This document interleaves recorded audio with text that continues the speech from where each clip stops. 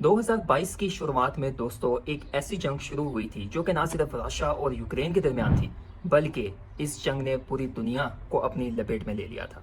मगर क्या आपको पता है कि इस जंग की शुरुआत की वजह क्या थी? क्या ये सिर्फ दो मुल्कों के दरमियान एक लड़ाई थी, या फिर इसके पीछे एक बहुत बड़ा राज था? और दोस्तों, वो क्या राज था? आज की इस वीडियो में हम उसी राज के ओरिजिन तक जाएंगे। दोस्तों, ये सीरीज जो है रशिया और यूक्रेन की, ये पार्ट्स में डिवाइड की जाएगी। तो इंशाल्लाह आपने हर पार्ट को देखना है कि किस तरह से जो है वो रशिया और यूक्रेन की जंग स्टार्ट हुई और आज ये जंग कहाँ पर खड़ी है। दोस्तों, स्टार्ट की वीडियोस में जो है वो हम इस जंग के ओरिजिन को डिस्कस करेंगे और बाद की आने वाली वीडियोस में इंशाल्लाह ताला हम जो है वो इसकी करंट न्यूज़ और करंट हालात पर जो है वो बात करेंगे। दोस्तों, इन सब की शुरुआत हुई थी साल 1037 में, जब कीवान रूस एक बहुत बड़ी सल्तनत हुआ करता था और उसने जो है वो सेंट सोफिया कैथेड्रल जो है वो तामीर करवाया था दोस्तों, जो कि आज भी मौजूद है। दोस्तों, ये बहुत बड़ी सल्तनत रूस, बेलारूस और यूक्रेनियंस के ऊपर जो है वो मुश्तमिल थी। असल में ये उस वक्त 9th सेंचुरी में वाइकिंग्स ने कायम की थी और ये यूरोप की सबसे बड़ी सल्तनत मानी जाती थी। दोस्तों, इसके बाद 1240 में 1240 में मंगोलियन ने इस पर कब्जा कर लिया। दोस्तों, ये मंगोलियन आर्मी बातू खान की लीड में थी, जो कि दोस्तों ग्रैंड सन था चंगेज खान का।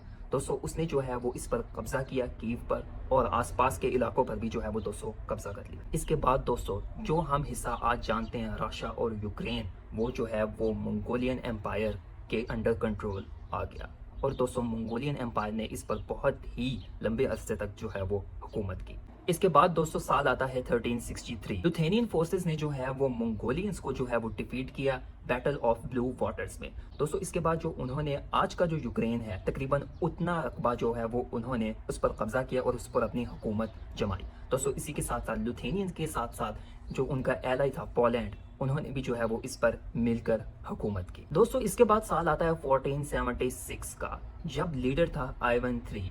आइवन थ्री ने क्या किया कि उसने सबसे पहले जो है वो अपनी इंडिपेंडेंस जो उसके पास स्टेट थी, जिसको रशिया कहा जाता था, दोस्तों उसने जो है वो उसकी इंडिपेंडेंस का जो है वो क्लेम किया और उसने डायरेक्ट कन्फ्लिक्ट में आ गया लुथेनिया के साथ। दोस्तों, उसने सिर्फ ये ही नहीं किया, बल्कि उसने जो है वो उस वक्त का जो यूक्रेन वाला हिस्सा था ना, उसके भी थोड़े बहुत इलाके को कहा कि ये भी मेरा है। मतलब वो उस वक्त का व्लादिमीर पुतिन था, जो आज व्लादिमीर पुतिन कह रहा है कि जो है वो यूक्रेन वाला हिस्सा जो है वो हमारे अंडर है और ये हमारा है। तो दोस्तों वही जो है वो उसने किया, मगर वो सबसे पहला लीडर था जिसने ये किया। दोस्तों, इस तरह वो लुथेनिया के साथ जो है वो डायरेक्ट कन्फ्लिक्ट में आ गया। दोस्तों, इसके बाद साल आया 1569 का, दोस्तों जब पॉलिश और लुथेनिया कॉमनवेल्थ क्रिएट हुई। दोस्तों, उन्होंने क्या किया, उन्होंने आपस में मिलकर, पोलैंड ने और लुथेनिया ने आपस में मिलकर जो है वो रशिया के खिलाफ कॉम्बैट के लिए तैयारी करना शुरू की। दोस्तों, इसके बाद साल आता है 1648, कोसैक रेबेलियन। दोस्तों, क्या होता है कि आज का जो यूक्रेन है ना, उस टाइम ये वाला जो एरिया था जो कि आज का यूक्रेन है, वहाँ पर डिफरेंट रेबेलियन वॉरियर्स जो है वो निकल आते हैं। दोस्तों, वो क्या करते हैं कि वो जो पॉलिश लुथेनियन रूल होता है, कॉमनवेल्थ था, उसके अगेंस्ट जो है वो बगावत शुरू कर देते हैं और क्या करते हैं कि हमें जो है वो एक ना इंडिपेंडेंट स्टेट चाहिए।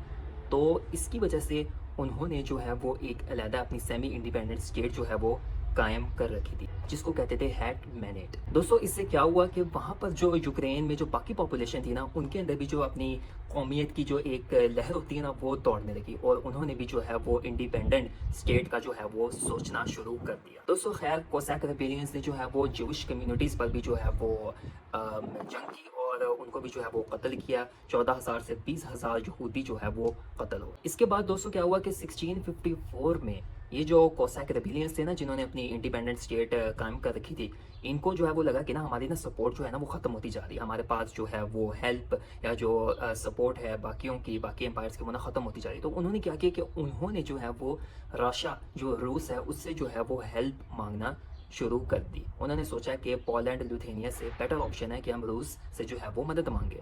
तो पहले तो उनको ये लगा कि ना हम जो है हमें जो है वो काफ़ी सपोर्ट किया जा रहा है रूस की तरफ से, मगर उनको पता नहीं था कि रूस जो है वो आहिस्ता आहिस्ता उनकी इस स्टेट पर, मतलब कि उनके इस रीजन पर जो कि उन्होंने इंडिपेंडेंट स्टेट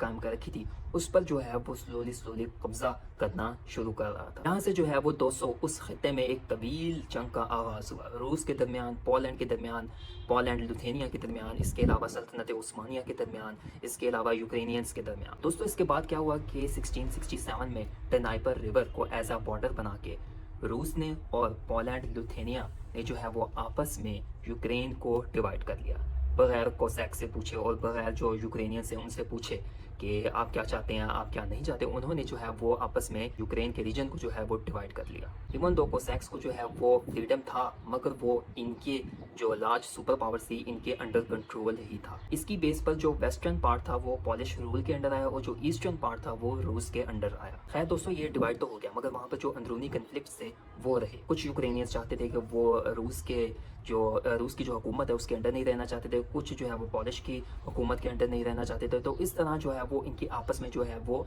कन्फ्लिक्ट जो है वो आते रहे। दोस्तों इसके बाद जो है वो रशियन एम्पायर की बर्थ होती है। दोस्तों वो हम बात करेंगे नेक्स्ट वीडियो में। आज की वीडियो यहीं तक। लाइक करें, शेयर करें, सब्सक्राइब करें। मिलेंगे नेक्स्ट वीडियो में, रशियन एम्पायर पर बात करेंगे। तब तक के लिए अस्सलाम वालेकुम रहमतुल्लाहि व बरकातुहू।